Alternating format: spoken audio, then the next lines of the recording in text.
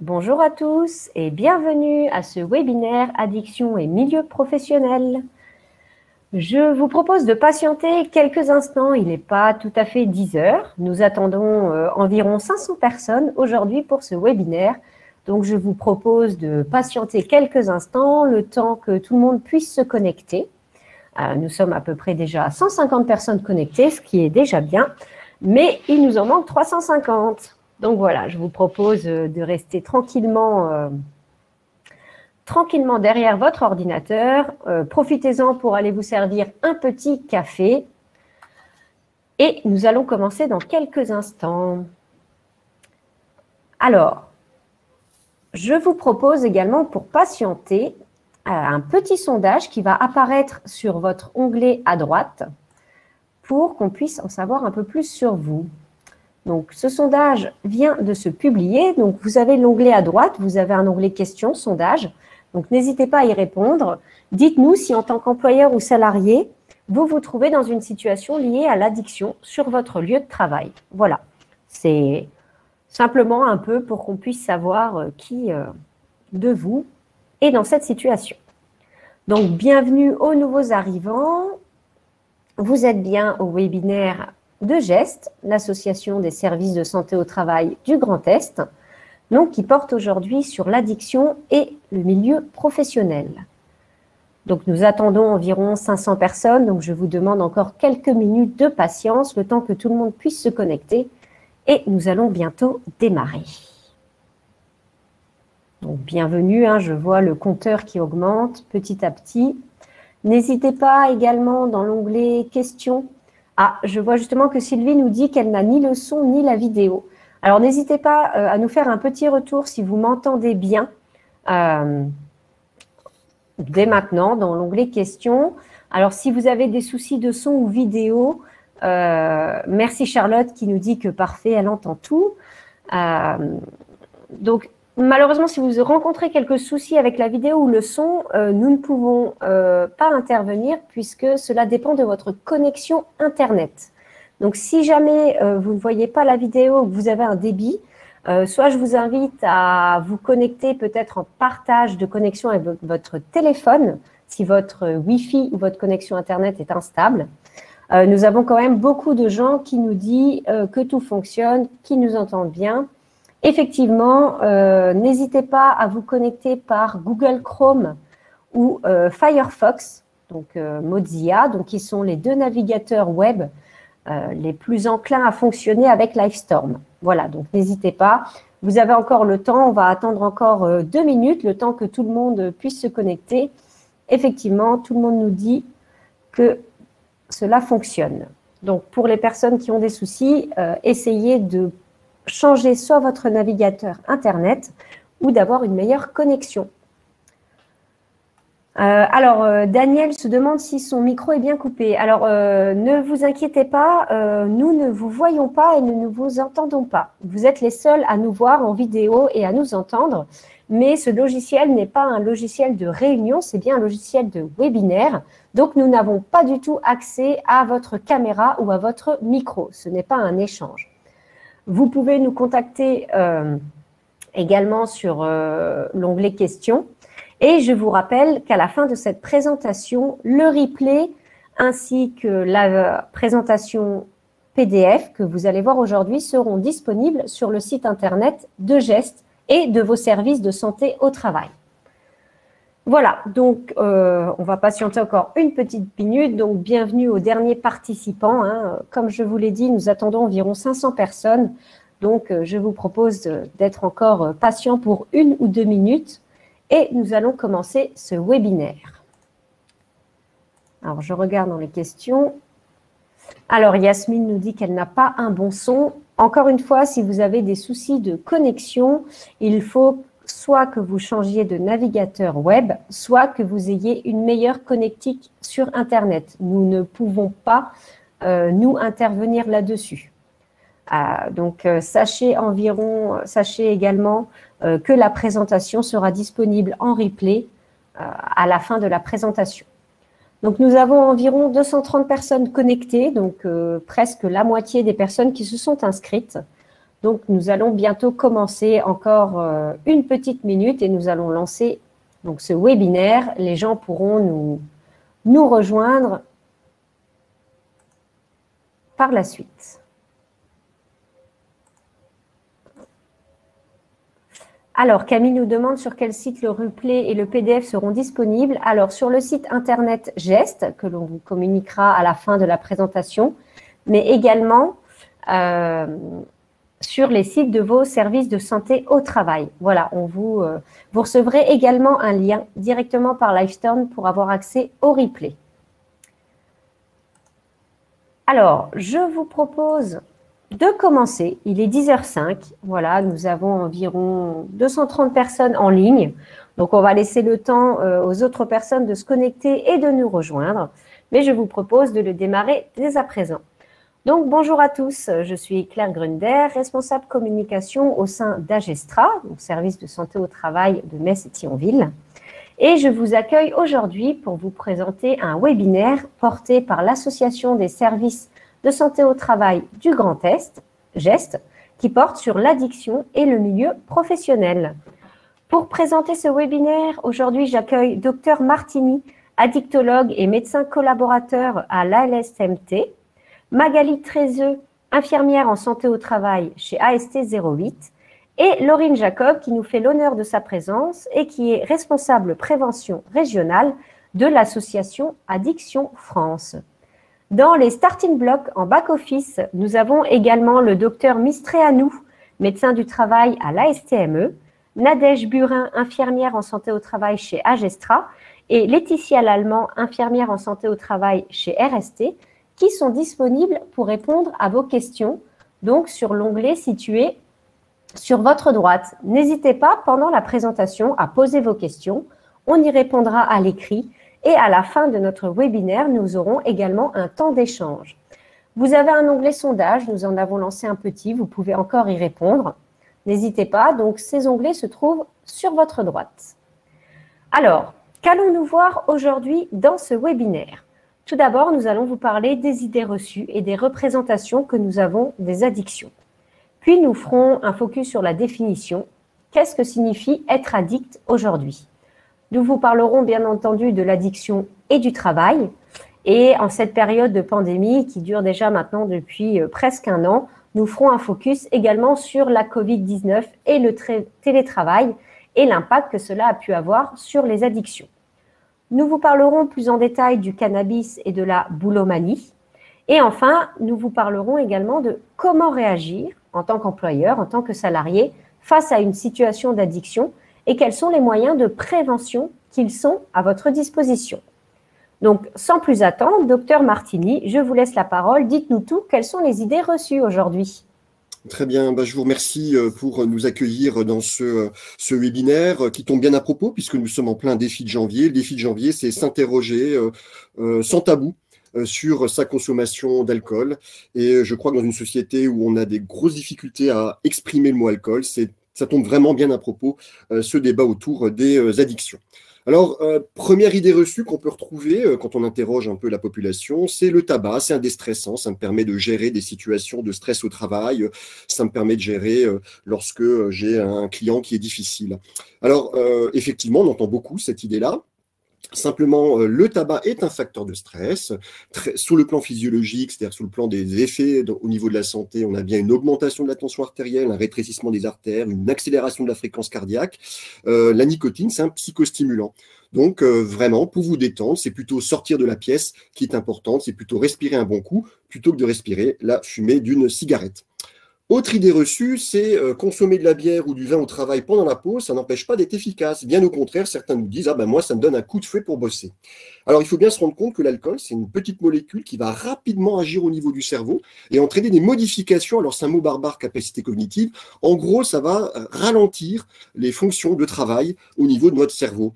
Ça a aussi un impact. Alors, on sait très bien que le risque routier en santé au travail, c'est un risque qui est rare, mais qui est très important, donc en termes de mortalité. Donc vous voyez que la consommation d'alcool va entraîner une diminution de l'acuité visuelle et auditive, des troubles de l'attention et de la concentration et une diminution du temps de réaction. Donc c'est vraiment un enjeu important, ce combat autour de l'alcool et de la conduite automobile. Idée reçue 3, consommer de l'alcool ou de la drogue est une affaire strictement privée, ça ne me concerne pas en tant qu'employeur, c'est le salarié qui s'en occupe chez lui. Alors, effectivement, on pourrait raisonner comme ça. Alors, déjà, les conduites addictives, on le verra, c'est multifactoriel. C'est plusieurs éléments qui vont engendrer finalement une conduite addictive et la pérenniser dans le temps. C'est aussi un facteur, et nous, en santé au travail, on est très vigilants là-dessus, sur le maintien dans l'emploi. Et je crois que fondamentalement, l'employeur a à la fois une responsabilité légale, on le verra, mais de définir une politique de santé publique dans son entreprise, de politique de prévention dans son entreprise, c'est véritablement quelque chose qui améliorera les performances de son entreprise et améliorera la santé globale de ses salariés. Donc, on le verra dans le topo suivant. Alors, nos représentations, je vous l'ai dit, souvent on nous parle de la consommation de tabac, votre médecin vous interroge là-dessus, et très peu sur la consommation d'alcool. Alors, cette petite diapo pour vous montrer en fin de compte un peu la répartition des produits. Les 3 premiers produits, c'est alcool, tabac, cannabis, ça reste les premiers produits consommés par les Français. L'alcool demeure le premier produit largement expérimenté. Environ 47 millions de Français de 11 à 75 ans ont déjà expérimenté, c'est-à-dire consommé au moins une fois de l'alcool dans leur vie. Et il y a à peu près au tabac 11 millions de consommateurs quotidiens et 900 000 de consommateurs de cannabis. Retenez pas les chiffres, retenez simplement que alcool, tabac, c'est 110 000 morts par an, évitable, et c'est une mortalité précoce, c'est-à-dire en dessous de 65 ans. Donc on peut vraiment, en réduisant sa consommation d'alcool ou en arrêtant sa consommation de tabac, on peut diminuer cette mortalité. C'est un vrai objectif de santé publique. Il y a aussi un coût social. Je rappelle que l'alcool, coût social, c'est 120 milliards. Tabac, 120 milliards et drogue illicite, c'est 10 milliards. Donc il y a un enjeu de santé publique et l'entreprise peut se positionner efficacement dans la prévention dans les addictions. Alors là aussi, des courbes qui peuvent paraître pour certains barbares, simplement pour montrer que même s'il y a eu une nette diminution des consommations de tabac ou d'alcool depuis les années 60, on constate un plateau ou des petites variations, un petit plateau en fin de compte, que ce soit pour l'alcool ou pour le tabac. Par contre, vous avez, c'est pour ça ça fera l'objet d'un focus dans notre travail, c'est des préoccupations qu'on trouve beaucoup dans le milieu de l'emploi, c'est la consommation de cannabis, avec une augmentation depuis une dizaine d'années de l'expérimentation, notamment chez les plus jeunes, et ces comportements de consommation de cannabis ont tendance à se pérenniser, et on sait bien que les jeunes sont des futurs travailleurs et sont des futures personnes qui seront dans nos entreprises. Alors, si on focalise, donc on a fait en population générale, l'entreprise, c'est pas un sanctuaire. L'entreprise, c'est des gens en population générale qui vont travailler. Et on voit bien là aussi, quand on regarde sur les 18-35 ans, donc une tranche plutôt jeune qui est en plein dans l'arrivée dans le monde du travail, que, vous voyez, les épisodes de consommation d'ivresse répétée, c'est quand même près de 10% des actifs qui vous relatent, ben moi, j'ai eu des épisodes d'ivresse répétée, qui fument quotidiennement, c'est près de 30%, et qui ont consommé du cannabis au moins dans l'année, c'est 10%. Alors ne pensons pas que les employeurs ne sont pas intéressés par ça, puisque lorsqu'on les interroge sur un sondage, vous voyez que 85% des dirigeants d'entreprise affirment être préoccupés par les questions de toxicomanie et notamment leur impact au niveau du travail. Donc à la fois en termes de santé publique et en termes de dimension travail, je pense qu'on a vraiment à faire cette cohésion-là et bosser ensemble. Alors, encore un tableau barbare. Simplement, on a toujours cette idée de c'est les ouvriers, c'est le BTP où ça consomme beaucoup, c'est dans le milieu de la restauration que ça consomme beaucoup, les barman, etc., le monde de la nuit. Alors, c'est vrai que ce sont des populations qui sont beaucoup plus à risque parce qu'il y a une corrélation entre charge physique et consommation de produits psychoactifs. Mais vous le savez, de charge physique, on est passé à charge mentale, et la charge mentale est aussi un facteur de consommation de produits psychoactifs à visée stimulante, on le verra tout à l'heure. Donc il n'est pas étonnant de voir, alors là un petit focus sur le cannabis, il n'est pas étonnant de voir dans tout finalement les grands corps de métier, les CSP, de voir une augmentation ou au moins la persistance de troubles liés aux conduites addictives. Donc ça n'est pas focalisé uniquement à certaines professions, c'est l'ensemble du champ, bien évidemment les ouvriers jusqu'aux cadres, jusque même aux dirigeants des entreprises. Personne n'est à l'abri de tomber dans une conduite addictive. Alors, merci, docteur Martini, effectivement, donc pour cette introduction, donc, qui nous dit que c'est vraiment un sujet aujourd'hui d'actualité et qu'il ne faut pas négliger. Donc concrètement, aujourd'hui, être addict, ça veut dire quoi? C'est quoi?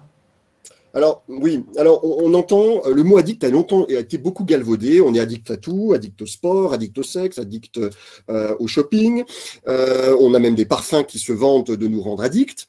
Bref, l'addiction, c'est quoi? Alors déjà, je pense que de définir l'addiction, c'est une maladie chronique du cerveau, comme le diabète, comme l'hypertension artérielle, qui nous affecte. Prendre un produit va affecter le fonctionnement du cerveau et durablement cette conduite, lorsqu'on a des prédispositions, va affecter véritablement notre cerveau et entraîner finalement une difficulté. Prendre un produit, c'est avant tout un comportement qui va nous générer du bien. On prend un produit parce que ça nous fait du bien, un verre parce qu'on aime le goût de certains types d'alcool. Donc au départ, on le prend parce qu'on a envie de ressentir une sensation de plaisir. Ou bien au contraire, on prend ce produit parce qu'on a une tension interne, une sensation de malaise interne, et que le fait de prendre ce produit ou ce comportement, on verra qu'il y a des addictions sans produit, va faire que je vais soulager cette sensation de manque interne, de tension interne, de stress interne. Donc rappelons, au départ, on prend un produit finalement parce que ça nous fait du bien. Mais l'addiction, c'est ça qui est terrible, c'est que si au départ ça nous fait du bien, finalement au départ, on va répéter ce comportement, ça va s'épuiser et malgré la connaissance de ces effets, on va poursuivre ce comportement. Alors juste une petite précision, vous avez des addictions qui sont avec et sans substance. Donc quand on dit addiction, on a souvent le produit, c'est l'alcool, l'héroïne, le cannabis, etc. ou certains médicaments. Mais il y a aussi des comportements addictifs qui concernent les jeux d'argent, les jeux de hasard ou d'argent, ou maintenant la cyberdépendance. Alors, voilà, je pense qu'on peut résumer sur ces quelques dias, c'est le besoin l'emporte sur le désir, où il n'y a plus de la notion de plaisir, comme certains peuvent nous le dire, et on est vraiment à la recherche, au lieu de gérer nos émotions, on les gère, ces émotions, par une sensation. Qu'on soit anxieux, déprimé, eh ben, on va prendre le produit et on va donner une sorte d'euphorie. L'euphorie, c'est une sensation, c'est pas une émotion. Et finalement, le produit ou le comportement va envahir champ du plaisir et on va être focalisé, on va perdre le contrôle. Tout notre organisme, tout notre psychisme va être tourné vers la prise du produit qui devient prioritaire et impérieuse. Donc, c'est vraiment des personnes qui ont connaissance de leurs difficultés, mais qui vont être, si vous voulez, accrochées à ce produit, accro-addicts. Voilà. Donc, on ne devient pas addict comme ça. C'est la conjonction de trois facteurs qui vont s'intriquer plus ou moins selon les personnes. Déjà, la nature du produit. Tous les produits ne rendent pas addicts de la même façon. Le tabac est un produit qui va rendre addict, donc dépendant, donc très rapidement. L'alcool, ça peut mettre plus de temps. Le cannabis aussi. L'héroïne va rendre, ou la cocaïne, très rapidement dépendant. Donc la nature même du produit va engendrer des niveaux de dépendance. Alors, certains parlent d'addiction alimentaire, de chocolat, etc. Effectivement, c'est plus des troubles du comportement alimentaire. Donc la nature du produit joue. L'individu, tout le monde, d'accord, nous sommes différents, nous avons des histoires de vie différentes, nous avons des fragilités qui sont différentes, nous avons aussi des points positifs, des compétences psychosociales différentes, et le poids génétique aussi peut jouer. Alors tout de suite, attention, il n'y a pas un gène de l'alcool, il y a probablement plusieurs facteurs génétiques qui pourraient entraîner finalement une plus grande fragilité lorsque je vais prendre un produit. Enfin, l'environnement, et là l'entreprise se situe dans cette partie de l'environnement, eh ben, un contexte de vie familiale difficile, ou si l'alcool est présent très précocement dans nos vies, sur nos tables, ça peut être un facteur d'entraînement, des séparations, des licenciements, des difficultés au travail, sont des facteurs qui vont pouvoir nous amener à recourir aux produits. Donc vous voyez que c'est la conjonction de ces trois facteurs qui vont amener finalement à un individu à devenir dépendant. D'où l'idée d'intervenir sur le produit, l'individu et l'environnement. Et l'environnement, c'est aussi le monde du travail. Alors, rapidement sur le plan neurobiologique, alors il y a une hormone, pardon, une hormone, c'est un neurotransmetteur, c'est un peu la dopamine, si vous connaissez. La dopamine, c'est une petite molécule qui se trouve dans le cerveau. Et lorsqu'on va avoir une situation intéressante pour nous, alimentation, etc., ça va nous déclencher de la libération de dopamine. Et cette dopamine va engendrer une sensation de plaisir ou de soulagement. Le produit, l'individu, l'environnement, je vais prendre un verre, je vais apprendre finalement dans la phase de poursuite, à automatiser ce comportement, je vais apprendre à boire, je vais apprendre à rouler ma cigarette, je vais apprendre à me connaître en tant que consommateur, et il va y avoir ce qu'on appelle un conditionnement. Donc, si ce comportement, je le trouve sympathique, la dopamine me dit, ça c'est un comportement sympathique, poursuis ce comportement. Eh ben, je vais le poursuivre, apprendre, et puis d'un seul coup, vous voyez, le revers de la médaille, c'est que quand j'ai plus ce produit, eh ben, je vais me sentir moins bien. Sensation de manque, physique, émotionnel, stress, irritabilité, qu'est-ce qui va se passer? Je vais tout de suite me dire, il faut que je reprenne ce produit ou reproduise ce comportement. Donc, je vais éviter cette phase qu'on appelle le wanting, je vais reprendre le produit. Et c'est comme ça, finalement, qu'on va perdre le contrôle. Notre cerveau, il va s'automatiser autour d'un seul objectif, me donner du plaisir ou éviter les effets négatifs du manque du plaisir. Donc, on est vraiment dans une maladie du plaisir que c'est cette addiction. Très bien, merci docteur Martini. Donc voilà, maintenant on sait exactement de quoi on parle, hein, puisque c'est important aussi de bien définir les termes. Donc concrètement, pouvez-vous nous parler des addictions et du travail? Qu'en est-il de ce côté-là, qui est donc le sujet même, notamment de notre présentation?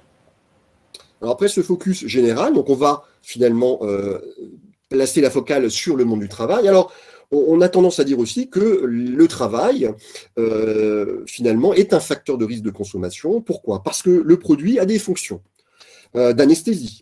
Pour tenir physiquement, on entend souvent, bah, ça me permet de calmer ma fatigue, ça me permet de gérer le stress, ça me permet, par exemple, quand je suis sous-employé, quand je suis sans activité, de gérer l'ennui. Et ça permet aussi, lorsqu'on parle des troubles musculo-squelettiques, de calmer la douleur. Le soir, avant de m'endormir, j'ai mal partout, je sais qu'un verre d'alcool va me détendre, va me déstresser et va me permettre de dormir. C'est ça, récupérer. Là aussi, le lâcher-prise, faire une coupure, l'effet sas. On le retrouve avec la cigarette. Hein. La pause, c'est pause, cigarette, café, c'est l'effet sas. J'ai besoin du produit pour faire cette pause. Donc là aussi, récupérer. Stimuler, euphoriser, désinhiber. On est là aussi dans les vertus, entre guillemets les vertus bien évidemment, dans les effets recherche dopantes. Rester vigilant, assurer. Donc, c'est des produits psychostimulants qu'on peut retrouver. C'est la cocaïne, par exemple. C'est le tabac. Gestion, par exemple, de mon travail de nuit avec la cigarette. C'est améliorer mes performances et optimiser mes performances par le prix d'un produit. Alors après, ça, c'est toujours contrebalancé. C'est-à-dire que si je suis tellement euphorique et tellement désinhibé, il faudra un moment que je me calme. Donc, qu'est-ce que je vais faire? Eh bien, je vais avoir recours à un produit. Et là, on arrive à la polyconsommation, à un produit qui plutôt va me faire descendre. Je vais prendre de la cocaïne. Pour descendre, pour me sentir mieux et pour éviter le syndrome de manque de cocaïne, je vais prendre de l'héroïne, qui elle-même va générer, vous voyez, un syndrome de manque. C'est un peu un cercle vicieux qui s'installe.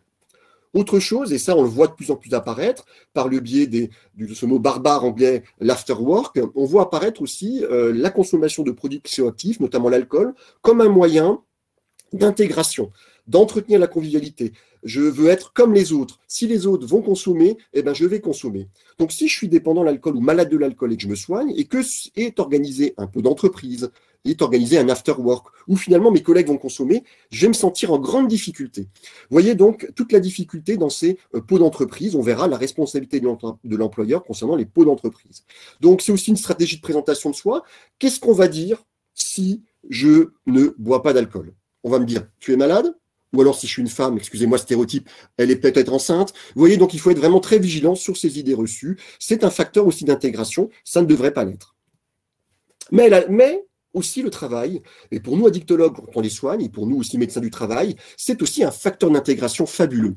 Et je crois qu'il faut aussi le dire, il n'y a pas que le versant négatif du travail, il y a un versant positif. Le travail nous fixe un cadre, nous fixe des limites de consommation, nous fixe des règles en lien avec notre société et notre environnement.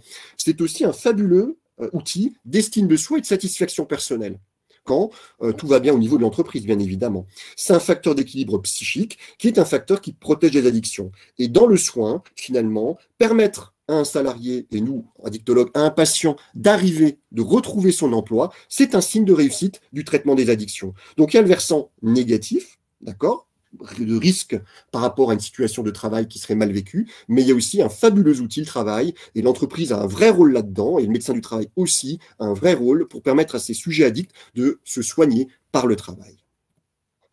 Alors, ça affecte comment l'addiction?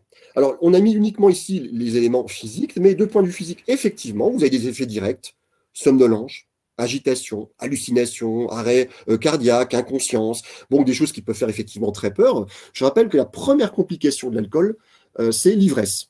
C'est la première complication d'une consommation de produits psychoactifs, c'est l'ivresse pour l'alcool. Ça a aussi des effets à long terme, on a vu pour le coût social de la consommation, cancer, cirrhose, difficultés respiratoires, avec son lot d'arrêt de travail et d'arrêt maladie. Mais il y a aussi des conséquences psychiques. Les produits sont dépressogènes, ça va entraîner un sentiment de mal-être. C'est des produits qui sont anxiogènes, qui vont entraîner un sentiment d'être angoissé, stressé. Et puis en plus, si vous avez du manque, ça se rajoute. Donc, conséquences physiques et psychiques de ces addictions. C'est, je crois, une réelle souffrance. Et si je reprends le mot addiction dans son sens ancien, addicere, c'était chez les Romains une contrainte par corps. C'était vraiment une contrainte forte par corps. D'accord, merci beaucoup donc pour toutes ces informations. Maintenant, donc aujourd'hui, nous le savons, cela fait plusieurs mois, presque un an que nous évoluons donc dans une situation sanitaire très particulière qui est la pandémie donc, de la Covid-19. Ça a amené énormément de salariés à être mis en télétravail par choix ou non.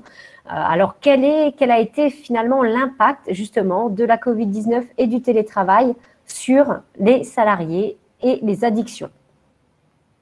Merci. Effectivement, on est dans une situation qui se poursuit, une situation un peu difficile sur le plan sanitaire, bien sûr, mais aussi sur le plan personnel, puisque cette situation sanitaire a engendré des privations de liberté. On a parlé au départ de distanciation sociale qui faisait qu'on ne devait plus rencontrer de monde à distanciation physique. On peut rencontrer du monde, mais en maintenant un seuil de 2 mètres maintenant. Donc, ça a été quelque chose d'extrêmement perturbant. Je rappelle que l'homme est un être grégaire, nous sommes un être social.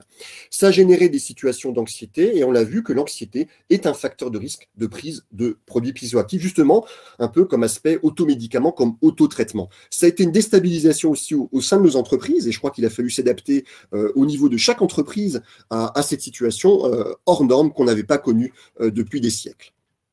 Heureusement. Donc, ça a aussi entraîné pour nos salariés, pour nos patients, pour nos usagers, une difficulté d'accès aux soins, puisque des services ont dû fermer, ont réduit leurs consultations, il y avait constamment des reports pour certains prises en charge de soins. Donc ça a été vraiment quelque chose qui a beaucoup déstabilisé, notamment lors du premier confinement, nos salariés, nos entreprises et notre système de soins. Ça a généré aussi des difficultés financières, parce que comme vous le dites justement, l'activité partielle s'est mise en place, certes, il y a eu des aménagements financiers, mais pour certains, il y a eu quand même des pertes de revenus, et surtout cette angoisse, ce stress de est-ce que finalement mon entreprise, est-ce que ma société va se relever de cette pandémie. Donc vraiment une situation qui a perturbé notre fonctionnement. Mais là aussi où il ne faut pas voir tout noir, ça a permis aussi de développer naturellement d'autres façons de travailler. Et d'autres façons de travailler, c'était le télétravail. Alors le télétravail, vous l'avez bien dit au début, subi ou choisi. Alors quand il est choisi, effectivement, c'est quelque chose qui est une meilleure acceptabilité, mais pour certains, ça a été subi. Ça a été générateur d'isolement social. Je me retrouvais chez moi sans pouvoir discuter avec les collègues, sans pouvoir faire des fois un temps de pause et salutaire pour moi. Ça a été aussi difficile de gérer son organisation, gérer entre ce qui est du privé, de ce qui est du professionnel. Vraiment, ça a été un facteur qui peut être très déstabilisant. Il a fallu s'adapter à ce nouveau mode. Ça a été du côté des salariés, mais ça l'est aussi du côté des managers qui ont dû trouver d'autres façons de manager leurs équipes à distance. Ça a été la révolution numérique aussi, avec des nouveaux outils. Le webinaire ici en est un exemple criant. Donc, bien sûr, qui n'a jamais rêvé de travailler chez lui? Mais du coup, on perd certaines limites de la consommation de produits. Finalement, je suis derrière mon écran, je peux fumer, alors que dans mon open space, je ne pouvais pas fumer, puisque on m'interdisait de fumer dans un espace de l'entreprise. Et ça a été aussi un élément qui a fait que les consommations de produits psychoactifs dans cette période-là, ont pu effectivement augmenter. Donc, là, on le constate. Vous avez eu les consommateurs les plus réguliers. Ils ont certes, en tout cas, il n'y a pas eu une baisse de consommation. Il y a eu plutôt soit un maintien, soit une augmentation des consommations de tabac et d'alcool. D'ailleurs, quand on regarde le parallèle, c'était la vente de substituts nicotiniques pour arrêter le tabac. On a vu que cette vente de substituts nicotiniques s'est plutôt effondrée pendant cette période-là.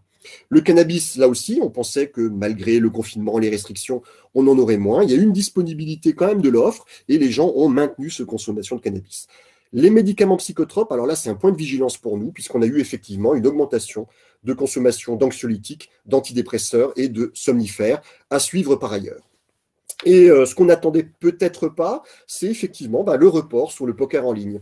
Il y avait beaucoup de jeux de paris en ligne, paris sportifs en ligne, mais comme les paris sportifs étaient effectivement interdits, du moins il n'y avait plus de paris sportifs puisqu'il n'y avait plus de compétition sportive ou de course, PMU, qu'est-ce qui s'est passé? Eh bien, les gens se sont reportés là aussi vers le poker en ligne, par exemple, qui a eu un essor constant pendant ces périodes-là. Vous voyez, une nette augmentation parce que c'est plus simple, parce que je suis devant mon écran, parce que je suis devant mon ordinateur. Il y a moins de cloisonnement entre vie privée et vie professionnelle. Ça implique que nous, managers, nous, services de santé au travail, on doit être vigilants et on doit aussi nous adapter à cette nouvelle façon de travailler. Donc, c'est proposer bien sûr des actions de sensibilisation, c'est toujours être vigilant, on le verra dans la suite du topo qu'on vous a construit de manière pluridisciplinaire. C'est toujours préserver ce contact et ce lien. Je pense que c'est très important. Nous sommes des êtres de lien social. Ce lien, c'est par le téléphone, c'est par des visioconférences régulières, c'est par du café du matin à distance et pas les apéros web. D'accord, où les apéros web étaient souvent l'occasion de consommer un alcool. On peut consommer un apéro sans alcool, c'est possible aussi, c'est même plutôt souhaitable. Et ça, c'est très important de maintenir, d'être vigilant. Le manager doit être vigilant, le service de santé au travail doit être vigilant. D'autant plus qu'on voit apparaître des risques psychosociaux, isolement, difficulté de déconnexion, on le verra avec la boulomanie. C'est aussi l'apparition de TMS. Je suis moins bien installé sur mon écran que dans mon monde professionnel. J'ai pas forcément un bureau équipé de manière correcte. Du coup, TMS, douleur, tiens, le soir, j'ai mal, je me déstresse, je prends un verre d'alcool. Vous voyez que on doit repenser, et l'entreprise, le service de santé au travail, et même nous, et même les addictologues, doivent repenser leur manière de voir finalement la prévention et le soin. Mais on a effectivement des leviers puissants, et on va les voir tout à l'heure. Donc, là, je vous le dis, c'est pour fixer un peu, c'est mettre en place des groupes de communication internes, c'est faciliter le travail en équipe et maintenir une transparence sur le planning. Très bien, merci beaucoup, docteur Martini. Donc maintenant, Magali, je vous propose de prendre la suite et de pouvoir nous parler notamment du cannabis. Donc n'hésitez pas à mettre votre PowerPoint en grand écran, s'il vous plaît. Alors, on attend les petits aspects techniques. Alors, par contre, votre PowerPoint n'est pas lancé en grand écran pour le moment. Alors, là, c'est bon. Alors, moi, je suis en grand écran. Ah, alors apparemment, nous avons un petit souci technique que nous n'avions pas tout à l'heure. Nous ne le voyons pas en grand écran. Il faudrait juste décocher, utiliser le mode présentateur à droite. Quand vous voyez, est-ce que c'est décoché? Excusez-nous pour ce petit contretemps. Est-ce que c'est bon là, Claire? Alors, essayez de le relancer, puisque pour l'instant, nous n'avons toujours pas… Voilà. Ah, c'était bon. On va y arriver. Est-ce que là, c'est bien? Alors, attendez. Non, toujours pas. Bon, alors sinon, nous allons rester comme ça, puisque nous avons aussi un timing à tenir. Donc, il faudra passer… malheureusement, je n'ai pas d'autre solution. Si ça ne se lance pas… Il faudra passer manuellement directement sur votre fichier PowerPoint. Est-ce qu'on est bien là? Je peux y aller? On ne l'a pas en grand écran, Magali. Il faut que vous passiez manuellement sur votre fichier PowerPoint. Ça ne fonctionne pas. D'accord. Donc, je ne sais pas pourquoi. Donc, voilà. Oui. Donc, excusez-nous, c'est les aléas du direct. Alors, donc, nous avons décidé de faire un focus en effet sur le cannabis, comme le docteur Martini l'a très justement souligné tout à l'heure. Depuis 3 décennies, on a pu noter tout à l'heure sur le graphique que la diffusion du cannabis n'avait cessé de progresser en France et que la cannabis reste la première substance illicite donc diffusée dans la population. Alors, on va pas repartir d'une idée reçue. Est-ce que fumer un joint avant d'aller au travail, finalement, est-ce que c'est grave ou est-ce que ce n'est pas grave? Alors, bien sûr, le cannabis est une substance psychoactive qui entraîne donc un affaiblissement des facultés, une diminution de la mobilité, de la coordination, de la perception, des réflexes, qui peut entraîner, bien sûr, une diminution donc de la concentration, qui peut entraîner des accidents du travail. Il faut savoir que ça a aussi un effet sur la mémoire à court et à moyen terme. Donc, il y avait un élément aussi qui était important de signaler, c'est que dans un quart des accidents mortels de la route, les produits stupéfiants, psychoactifs, sont présents. Et ce produit psychoactif, dans 85% des cas, il s'agit du cannabis. Alors, on va parler un petit peu de, comment est-ce qu'on va pouvoir dépister ce cannabis. Donc, ce cannabis, on va principalement pouvoir le trouver dans la salive. Donc, il faut savoir qu'il va rester pendant 2 à 3 jours dans la salive. Ensuite, dans les urines, ça va rester 1 semaine si l'usage est ponctuel et jusqu'à plus de 3 semaines si l'usage est quotidien. Dans le sang, ça va rester environ 24 heures. Donc, il faut savoir que les analyses qui sont faites dans les urines et dans le sang sont des actes médicaux qui ne peuvent être prescrits que par des médecins. Alors, une question aussi qu'on va pouvoir se poser finalement, c'est est-ce que l'employeur peut utiliser des tests salivaires pour détecter la consommation de drogue? Donc, bien sûr, vous savez tous en tant qu'employeur que vous devez prendre toutes les mesures nécessaires pour assurer la sécurité et protéger la santé physique et mentale de vos travailleurs. Donc, à ce titre-là, en tant qu'employeur, vous devez être en mesure donc, de prévenir les risques donc, qui sont liés à la consommation de produits psychoactifs par certains salariés. Donc, vous allez donc être autorisé à avoir recours à ces tests salivaires uniquement pour les salariés qui occupent des postes à risque. Alors, une question qui est importante à se poser, c'est dans quelles conditions est-ce que ces tests salivaires vont pouvoir être pratiqués? Donc, la pratique de ces tests salivaires va être autorisée si elle est bien prévue dans le règlement intérieur, si c'est écrit dans votre règlement intérieur. Et il y a un point qui est important aussi à signaler, c'est qu'en cas de résultat positif, donc le salarié, il doit avoir la possibilité de demander une contre-expertise médicale qui sera, elle, à la charge de l'employeur.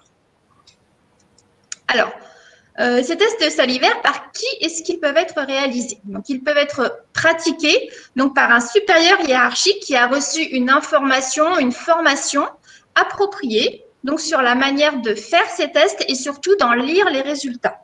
Donc, il faut savoir que dans ce cadre, l'intervention du médecin du travail n'est pas nécessaire. Alors, bien sûr, donc c'est bien, on a fait les tests, mais finalement, c'est quoi l'intérêt de ce dépistage? Donc, ça va être de pouvoir ouvrir le dialogue avec votre salarié. Ça va être peut-être une prise de conscience aussi pour le salarié lui-même. Vous allez pouvoir donc orienter la prise en charge, donc vers le médecin du travail qui, lui, pourra orienter ensuite vers l'addictologue aussi. Et en collaboration avec le médecin du travail, il pourra aussi y avoir un aménagement de poste si besoin.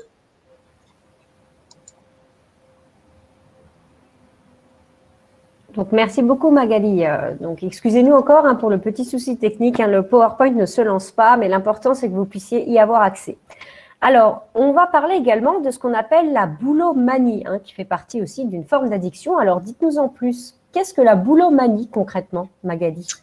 Alors, la boulomanie, en fait, ça vient d'un nom anglais un petit peu barbare, en fait, qui veut dire l'addiction au travail. Donc, c'est en fait une contraction du mot work et du mot alcoolisme qui donne workaholisme. Donc, c'est de plus en plus présente dans le monde du travail. Donc, en fait, vous, en tant que manager ou en tant qu'employeur, quels sont les signes qui vont pouvoir vous alerter? Donc, en fait, vous allez avoir un salarié qui a un rythme de travail effréné, quelqu'un qui arrive très, très tôt au travail et qui reste très tard le soir. C'est quelqu'un qui ne peut pas s'empêcher de travailler. Et tout ça, ça va entraîner quoi? Ça va entraîner bien sûr une détérioration de la vie de famille, puisque bien sûr, puisqu'il est présent au travail, il n'est pas présent à la maison. Et ça va aussi entraîner des problèmes de santé. On va un petit peu donc développer ici sur la slide que nous avons. Donc, en fait, qu'est-ce que ça va pouvoir développer comme problème de santé? On va avoir des ulcères, des dépressions, des troubles du sommeil, bien sûr, et ça va pouvoir aussi entraîner des maladies cardiovasculaires. Donc, sachant qu'il y a aussi donc, des personnes qui vont prendre des produits psychoactifs pour pouvoir tenir aussi longtemps. Donc, en fait, c'est des personnes qui vont ne pas pouvoir se déconnecter. Donc, en fait, c'est des personnes qui vont, en dehors des heures de bureau, qui vont se connecter à leur PC, à leur téléphone, pendant les heures de repas et même pendant les congés. Donc, surtout, en tant qu'employeur, il faut vraiment être vigilant à cette boulomanie et bien veiller au droit à la déconnexion. C'est vraiment un point très important, surtout à l'heure actuelle. D'accord, effectivement. Et donc maintenant, concrètement, on a eu les questions ont été posées en aparté. Donc, que faire? Quelle est l'attitude à avoir? Quelles sont les démarches à faire quand je suis un employeur face à un employé dans cette situation d'addiction ou si je suis un salarié? Donc, justement, voilà, maintenant, donnez-nous les idées? Alors, en effet, le rôle de l'employeur à ce moment-là, donc ça va toujours quand même d'être attentif. L'employeur, il va falloir qu'il repère, qu'il l'observe. Alors souvent, il y a des petits signes qui étaient déjà là bien avant, mais qui sont pas toujours évidents à repérer. Donc, qu'est-ce que ça va pouvoir être? Ça va pouvoir être quelqu'un qui a des absences courtes et répétées. Ça va pouvoir être des retards qui vont sur la semaine être plusieurs retards dans la semaine. Ça va être quelqu'un qui va avoir du mal à rentrer dans l'activité, du mal à se mettre au travail. C'est quelqu'un qui va plus être à l'heure. Voilà, en fait, l'absentéisme, le retard. On va pouvoir aussi noter parfois une irritabilité qui va quand même être plus marquée. Alors aussi, on va pouvoir avoir une personne qui est soit hyper excitée, très volubile, ou alors au contraire, une personne qui est complètement prostrée. On va pouvoir aussi donc voir, alors il y a des signes comme les troubles de l'élocution ou des propos incohérents ou inadaptés. Donc là, je vais faire un petit aparté en tant qu'infirmière. Il faut aussi savoir que ces troubles de l'élocution, des fois, ça peut avoir une cause médicale. Hein. On peut faire un AVC, on peut avoir des problèmes avec le diabète. Donc le trouble de l'élocution, il faut pas toujours non plus lier ça, bien sûr, à la prise de produits psychoactifs. Donc, trouble de l'attention et de la concentration, ça, Monsieur Martini l'a longuement développé tout à l'heure. Modification des fonctions exécutives et décisionnelles. Conflit interpersonnel, si vous avez un salarié qui a des soucis, par exemple, de relationnel avec un collègue. Et bien sûr, une diminution de la vie relationnelle dans sa généralité. Alors, bien sûr, on a repéré, voilà, et maintenant, il va falloir pouvoir mettre en place une évaluation de la situation. Donc, en fait, il va falloir prendre le salarié en entretien, donc entretien individuel, de façon préférable en présentiel, et ensuite, il va falloir qu'on fasse une évaluation des faits. Donc, on reste toujours factuel. On n'est pas là pour juger la personne, bien sûr. Donc, l'idée, maintenant, ça va être d'agir. Donc, agir comment? Ça va être toujours, vous avez le service de santé au travail avec le médecin du travail et donc, on va agir en collaboration avec le médecin du travail pour avoir une prise en charge adéquate. Donc, il faut savoir que chaque employeur, chaque adhérent a le droit de demander une visite médicale pour un salarié à sa demande. Et tous ces éléments, c'est ce qui va permettre ensuite d'engager le dialogue avec votre salarié. Alors, on vient de parler du service de santé au travail, donc il faut savoir que le service de santé au travail, ils sont au cœur de la mission de prévention de la consommation d'alcool et de produits psychoactifs. Donc, il faut savoir qu'ils sont composés d'une équipe quand même qui est pluridisciplinaire, donc qui est composée de médecins du travail, d'infirmiers de santé au travail. Donc, il y a les intervenants en prévention des risques professionnels qui sont aussi appelés plus communément les IPRP, donc ce sont des psychologues, des ergonomes. Il y a aussi les assistantes sociales sur lesquelles vous allez pouvoir vous appuyer et les différents intervenants en addictologie. Donc, il faut aussi savoir que le service de santé au travail peut agir bien en amont en faisant des actions de prévention primaire auprès de vos salariés, des actions de sensibilisation, donc sur la prévention du risque alcool et des produits psychoactifs. D'accord, merci beaucoup Magali. Donc voilà, on espère pouvoir vous avoir donné quelques indications. On a également beaucoup de questions sur justement que faire quand un salarié présente cette petite pathologie. Donc nous venons de vous les présenter. Surtout, n'hésitez pas de vous appuyer.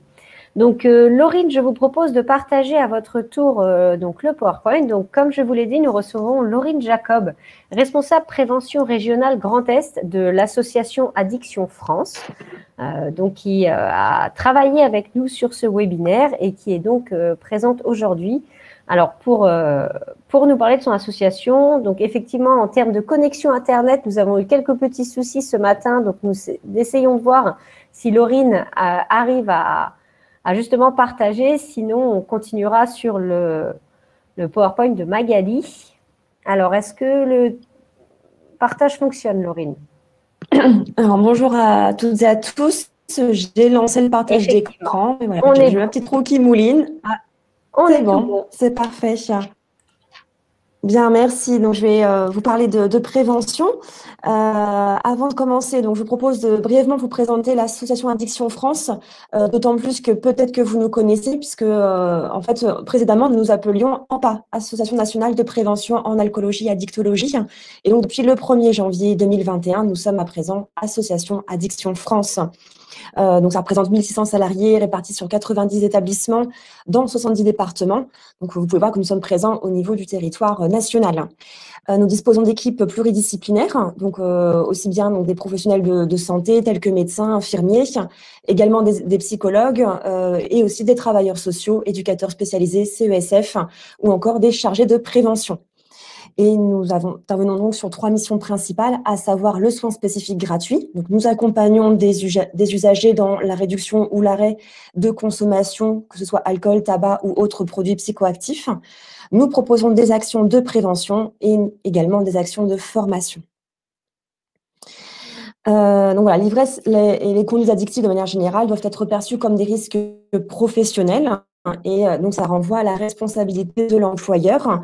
Cela a été évoqué précédemment, l'employeur doit assurer la protection et la sécurité de ses salariés. Donc voilà, l'employeur peut être confronté à différentes difficultés.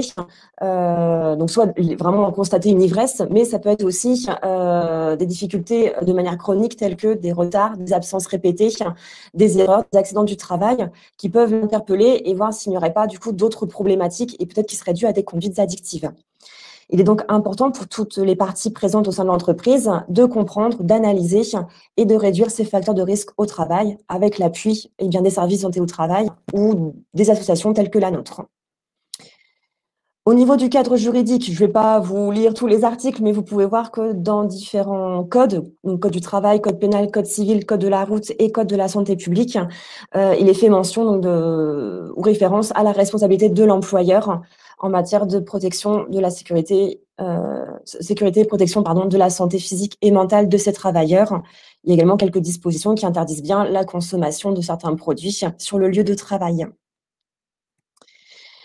Au niveau des documents juridiques et outils à disposition de l'employeur, donc l'employeur peut l'inscrire voilà, dans certains documents au sein de son entreprise qui sont accessibles du coup par les salariés. Donc nous avons recensé le document unique d'évaluation des risques, l'encadrement des boissons alcoolisées dans l'entreprise, le règlement intérieur et l'organisation des secours. Donc ces différents documents sont travaillés en interne, donc parfois avec ou souvent avec les instances représentatives du personnel et parfois associés avec d'autres structures extérieures telles que les ARACT par exemple. Et donc dans ces outils, l'employeur peut indiquer le fonctionnement par rapport à la manière d'agir s'il constate des conduites addictives. En termes de prévention, donc le modèle d'intervention doit être global et cohérent. Donc en fait, la prévention, c'est une articulation de ces 3 champs que vous voyez. Donc c'est la sensibilisation et l'information. Donc c'est échanger avec les salariés, c'est les sensibiliser sur les conduites à risque. C'est s'appuyer, on vient de le voir, sur des documents formels, donc régulés en fait par le fonctionnement de l'organisation grâce à un règlement intérieur, grâce au DER. Et c'est aussi la relation d'aide. Donc, c'est si on constate une difficulté chez un salarié de l'ordre de conduite addictive, comment on l'accompagne, on ne le laisse pas tout seul, comment on peut l'accompagner, l'orienter. Donc voilà, la prévention, c'est important, c'est l'articulation de ces 3 champs. Pourquoi donc travailler sur la prévention des conduites addictives en entreprise? Eh bien, tout simplement pour maintenir ses salariés dans l'emploi. Pour l'établissement, en fait, c'est garantir la performance sociale, la performance économique, la sécurité juridique. Donc, c'est assurer... on l'a dit tout à l'heure, la protection de ses salariés, c'est éviter les retards, c'est assurer une productivité aussi au sein de l'entreprise, c'est éviter de devoir licencier une personne pour une aptitude. On l'a dit tout à l'heure, donc la prévention s'articule au niveau de 3 champs et il y a possibilité de former, d'intervenir en entreprise, en tout cas pour Addiction France. Donc il y a des actions de prévention et de sensibilisation, donc typiquement des formats de 2 heures auprès de tous les salariés. Donc j'ai bien tous les salariés puisque le docteur Martini l'a dit tout à l'heure, il n'y a pas que certaines catégories socio-professionnelles qui sont concernées. Donc c'est important que tous les salariés soient présents lors d'actions de prévention et de sensibilisation. Des formations actions, Donc, il peut être proposé des formations, là, pour le coup, plus pour des professionnels type manager de proximité, dirigeant. Comment, en fait, je repère, comment j'aborde la question des conduites addictives avec le salarié, comment je l'oriente. Donc, voilà, c'est des compétences à acquérir et on propose des formations en ce sens. Et on peut aller plus loin avec un appui méthodologique, donc travailler avec vous sur des protocoles, la mise en place de projets de prévention, et ceci en collaboration avec les services de santé au travail, selon les besoins et l'état d'avancement en matière de prévention au sein de l'entreprise. L'accompagnement des addictions, donc je fais toujours référence à mon schéma de tout à l'heure. On a vu donc la régulation par différents documents formels internes, les actions de sensibilisation, de formation, et le dernier point, c'est la relation d'aide. Donc il existe différentes structures qui peuvent accompagner les salariés souffrant d'addiction. Donc au sein de Addiction France, nous disposons de XAPA, de centres de soins, d'accompagnement et de prévention en addictologie, de CJC, donc des consultations jeunes consommateurs, donc voilà, dédiées parce que c'est un accompagnement un peu plus spécifique pour ces jeunes et leurs familles. Également des CARUD, des centres d'accueil et d'accompagnement à la réduction des risques pour usagers de drogue, où nous sommes plus dans ce cas-là dans une réduction des risques et des dommages pour ces personnes. Il existe également des établissements de soins résidentiels, si vraiment il y a des personnes qui ont besoin d'être hébergées et accompagnées dans la réduction ou l'arrêt de consommation de produits psychoactifs. Sans oublier, bien sûr, les services hospitaliers, consultations d'addictologie et les médecins de ville, psychiatres et médecins généralistes. Voilà, tous ces professionnels peuvent accompagner les salariés s'ils rencontrent des problèmes de conduite addictive. Pour terminer, voilà la carte Grand Est pour visualiser où se trouve Addiction France dans notre région. Mais pour aller plus loin et pour voir dans d'autres régions où nous sommes situés, je vous invite à consulter notre site addiction-france.org. Très bien, merci beaucoup. Donc, Laurine Jacob, responsable prévention régionale de l'association Addiction France. Merci à tous d'avoir été présents pour suivre ce webinaire. Donc, en conclusion, rappelez-vous que vous n'êtes pas seul, que vous soyez un salarié ou vous soyez un employeur face à une situation d'addiction. Différents organismes et acteurs sont autour de vous, dont en première ligne vos services de santé au travail. Donc, n'hésitez pas à les contacter. C'est très important. Sachez que vous n'êtes pas seul pour gérer cette situation. Nous avons eu alors donc beaucoup de questions pendant la présentation. Je vous rappelle à tous que le replay et la présentation en PDF seront accessibles sur le site internet qui s'affiche à l'écran. Vous recevrez également un mail avec l'accès direct au replay, donc vous pourrez avoir accès à toutes ces informations et également via votre service de santé au travail. Alors, nous avons eu quelques questions qui n'ont pas été répondues à l'écrit puisque celles-ci avaient été laissées pour la fin, donc je vais pouvoir vous les poser. Donc, je vais arrêter le partage d'écran, je vais attendre car on avait une question sur un schéma. Je vais vous poser la première question qui sera traitée assez rapidement. On a donc une personne une salariée qui est souvent en état d'ébriété le soir chez elle. Cette personne est auxiliaire de vie, mais on est alors sur une consommation d'alcool dans le cadre privé. Alors, quelle conduite à tenir quand on est employeur, justement, quand on sait que notre salarié a une telle addiction, mais qu'elle ne le présente pas dans le cadre du travail? Alors, je ne sais pas qui veut répondre, docteur Martini ou Laurine. On va faire à deux voix, c'est une question extrêmement pertinente, puisque c'était tout le lien entre finalement ma liberté individuelle de consommer un produit comme l'alcool par exemple ou le tabac chez moi à la maison et le rôle. On l'a bien vu que souvent ce qui va se passer, c'est qu'il va y avoir un glissement. C'est-à-dire qu'au départ, je vais effectivement consommer chez moi et puis si je perds le contrôle de ma consommation, il va y avoir des répercussions sur mon travail professionnel. Ça a été mis sur des signes très discrets, des retards, des difficultés d'accrocher à mon planning. Donc on voit bien que là, on sera dans cette idée de dire, tiens, qu'est-ce qui se passe? Pourquoi tu es en retard? De repérer des signes souvent très précoces. Et je pense que, je pense que c'est un manager qui a posé la question, c'est évoquer, c'est dire à son salarié, qu'est-ce qui se passe? Je te sens moins bien, sans préjuger du caractère de consommation ou non d'un produit, on a bien vu, ça peut être complètement autre chose, mais d'ouvrir le dialogue, de dire voilà, moi, j'ai l'impression que ça va pas. Qu'est-ce qui se passe? Est-ce que c'est la charge de travail qui est trop difficile? Est-ce que c'est les personnes à qui tu aides sont difficiles en ce moment? Ça peut être tout à fait possible. Et d'amener finalement le salarié à exprimer une difficulté. Après, effectivement, on ne peut pas le forcer, le cuisiner sur le grill pour qu'il nous révèle des choses. C'est pas l'idée. L'idée, c'est d'être attentif et de dire voilà, moi, je suis ton employeur, je suis ton service de santé au travail, j'ai conscience qu'il y a une difficulté, j'ai la porte ouverte, tu peux m'en parler et on peut t'orienter vers ton SST ou vers une structure spécialisée de soins. Je pense que c'est ça le mot-clé à retenir, c'est être vigilant, être attentif, poser les questions et pas toujours d'emblée focaliser sur la problématique, même si c'est ce qu'on croit, dire voilà, ça peut être tout à fait autre chose. Je consomme de l'alcool non pas parce que, par exemple, au travail, c'est difficile, parce que j'ai été victime d'agression au niveau de mon boulot. J'ai pas voulu vous le dire, mais je suis victime d'agression. Bah, du coup, l'alcool me permet aussi de tenir. N'oublions pas ça. Très bien. Donc, merci, docteur Martini, pour ces précisions. Alors, nous avons beaucoup de questions qui arrivent. Donc, on continue à essayer d'y répondre également à l'écrit, hein, parce qu'on ne pourra pas répondre à toutes les questions à l'oral. Vous en posez vraiment beaucoup. Sachez également que nous avons eu des questions d'ordre juridique. Est-ce que j'ai le droit en tant qu'employeur de faire ça, de surveiller, de surveiller une connexion, vous voyez, de se servir. Alors, nous sommes service de santé au travail, donc sachez que nous ne pouvons pas vous apporter non plus une réponse juridique. Ce n'est pas du tout de notre fait et de nos connaissances. Alors, nous avions une question sur les sources. Donc, docteur Martini, les premières courbes que vous avez présentées sur l'évolution justement de la consommation, est-ce que voilà, vous pouvez nous dire, on ne l'a pas noté sur la diapositive, mais de mémoire, vous l'avez pris dans le baromètre? Alors, il y a énormément, alors là, il y a pléthore, hein, vous tapez, alors je ne vais pas citer de marque, je vais la citer quand même, on peut taper sur Google et on a énormément d'éléments qui vont vous apparaître. Alors, il y a un site très important, c'est l'OFDT. C'est un organisme qui va collecter toute une série de données et il publie régulièrement un baromètre santé, il publie régulièrement aussi des chiffres repères clés en population générale. Et puis, vous avez d'autres organismes, l'OFDT+, la MILDECA, c'est interministériel, qui va se charger de focaliser sur certains types de données, de sources. C'est par exemple, effectivement, les sources que je vous ai citées par rapport au monde du travail, que j'ai utilisé sur les consommations dans le monde du travail. Donc, vous avez pléthore, effectivement, de sources à votre disposition, mais l'OFDT vous permet de sortir, effectivement, de manière très, très rapide, un ensemble de documents. Et puis, vous avez des sites aussi comme l'association Addiction France, qui peut, une base documentaire, vos SST aussi, puisqu'il y a beaucoup d'addictologues dans les SST, peuvent aussi vous aider à avoir une base documentaire à votre disposition.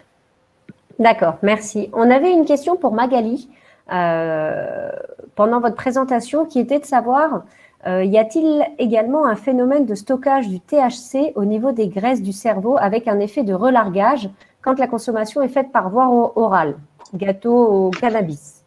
Alors, là, j'avoue que c'est une question assez pointue. Voilà, c'est une question assez pointue. Je ne sais pas si Monsieur Martini peut m'aider. Alors oui, vous avez raison. La substance psychoactive, c'est cette substance qui va finalement donner ses effets. C'est le tétrahydrocannabinol. Et c'est une substance qui est très lipophile. Alors d'ailleurs, ce mot barbare lipophile, ça veut dire quoi? Ça veut dire que ça va se fixer effectivement dans les tissus qui sont riches en graisse. Et les tissus riches en graisse, c'est les adipocytes.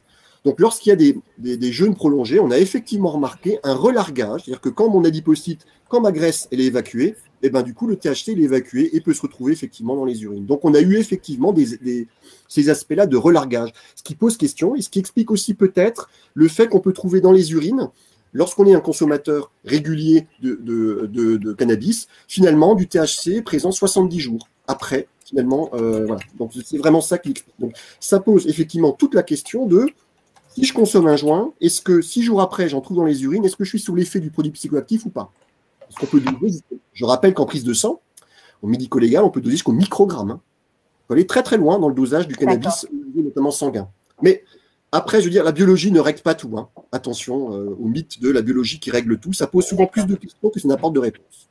Alors, nous avons vraiment énormément de questions. Nous en avons une vingtaine depuis que nous proposons une question. Nous ne pourrons pas toutes les traiter. Ce n'est pas possible. Surtout que nous avons un timing à tenir. Donc, j'invite les personnes en back-office à continuer à répondre aux questions. Et lorsque l'on aura fini, on essaiera également, si vous êtes encore disponible, quelques minutes pour apporter une réponse écrite. Alors, on a parlé des tests salivaires au niveau du cannabis, donc qui étaient autorisés par un employeur pour les postes à risque. On nous demande également si un employeur peut procéder à des tests par éthylotest. De la même manière, voilà, quelle est la politique sur les tests d'alcool en entreprise? Alors après, on est sur le même principe en fait que pour les tests salivaires pour le cannabis. Si dans le règlement intérieur de l'entreprise, le directeur autorise un un salarié qui a eu une formation, comme pour les tests salivaires, hein, à faire des tests d'alcoolémie, bien sûr, c'est possible. D'accord. Voilà, donc vous avez cette réponse. Alors, on a peut-être encore le temps, 1 ou 2 minutes pour une petite question. Alors, une question qui est revenue quand même plusieurs fois, donc on va y répondre en même temps. Que peut-on faire quand nous n'arrivons pas à convaincre, quand le salarié refuse le dialogue? Nous avons eu cette question qui est revenue plusieurs fois. Voilà, que peut-on faire en tant qu'employeur face à ça? Alors, je ne sais pas, peut-être Laurine ou docteur Martini, aux situations-là, qui revient assez souvent. Je laisse peut-être la parole à Laurine, parce que sinon je vais monopoliser. Puis... Alors après, qui refuserait le dialogue déjà dès l'échange avec le manager, en fait, qui refuserait, j'imagine, à ce stade-là, je pense. Hein. C'est une très bonne question, effectivement, c'est un peu... Je pense qu'il faut avoir l'approche... J'avoue que je n'interviens pas en entreprise, donc du coup, je vais essayer de voir comment je peux répondre à cette question. En tout cas, nous, à notre niveau, on forme justement les managers sur l'approche. Après, il faut voir au niveau du questionnement comment ça a été abordé aussi. Après, j'imagine que ça s'associe aussi avec les services de santé, de santé au travail. Là, je suis un petit peu perdue dans la question. Je vous avoue que je ne saurais pas répondre exactement comment mes collègues qui, eux, interviennent en entreprise font. Après, c'est vrai que... la personne, je pense que c'est au niveau aussi du questionnement, de la relation que l'on a avec, le contexte va influer aussi sur comment la personne refuse, comment elle peut réagir. Ça dépend comment c'est abordé aussi avec cette personne-là. Après, c'est sûr que si elle veut pas se confier, je sais pas pour le coup si les services de santé au travail peuvent être un appui. J'imagine. Oui, c'est pour ça. Je vous ai lâchement laissé la parole. Hein. J'avoue que je vous ai lâchement laissé la parole. Non, il n'y a pas de souci. C'est une question extrêmement difficile et je crois qu'on pourrait faire un webinaire complet là-dessus. Tant les situations sont différentes et le contexte est différent, mais effectivement, vous avez raison. C'est effectivement toujours être. Alors après, on doit mettre en situation de sécurité aussi de son entreprise. Un individu qui a un trouble du comportement aigu, je ne préjuge pas du caractère de la prise de produit ou pas, doit être mis en sécurité. Et on doit tout faire pour amener à sécuriser ce salarié. Et là, effectivement, c'est prendre contact rapidement avec son SST pour faire le point avec lui. Et vraiment une approche qui est vraiment... c'est de la dentelle. Hein.